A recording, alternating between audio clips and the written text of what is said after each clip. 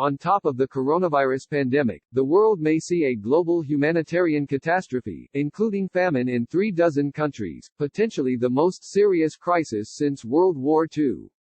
Ports are closed and supply chains disrupted as a disaster looms for millions.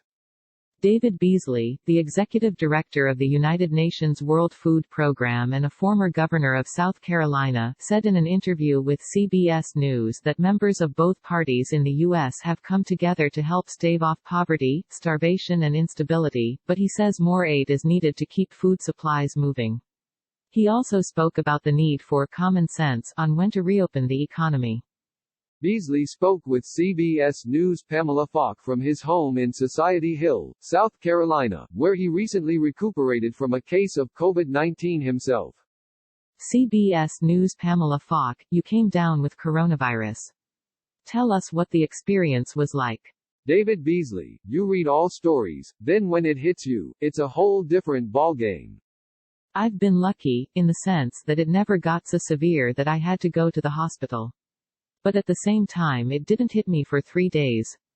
It was real slight and went away completely. It hit me with a little fever, aches and pains. And then I thought it was going away after 3 days, and then it just kept lingering for 3 straight weeks. Fortunately I never had respiratory issues. I was worried one particular day, but made a good turn, and it's behind me now. I'm so grateful that I can speak with experience about what I faced so that people can understand what this is all about. Even when governors or leaders say we're going to open up, still use common sense. That's the key, use common sense, use the brain that God has given you.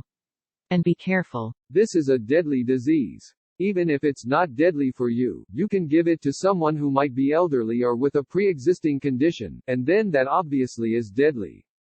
The World Food Programme warned that, in addition to the coronavirus pandemic, the world may see a global humanitarian catastrophe.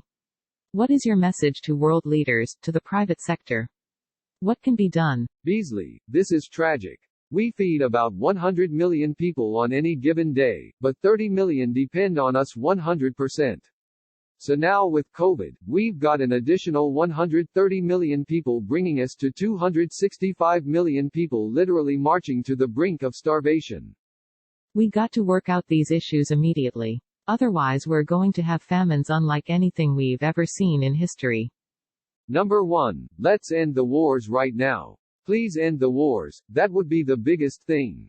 Number 2, we need to pre-position about $1.9 billion worth of food, to advance that funding so we can pre-position it so that when supply chains begin to break down, people won't lose their lives because of what we do.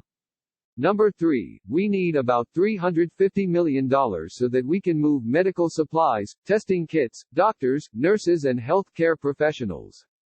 The last thing we need to do is keep the supply chain going, because if you can't get the food out of a field to the market to the consumer, people will die. I tell you, the worst is yet to come. I'm so concerned about Africa. Obviously I'm concerned about our donor nations, that their economies get back to moving as quickly as they can, so that we can provide the monies that are going to be needed to stave off massive famine in many of these countries that depend on success in the economies of donor nations like the United States, like the UK, like Germany.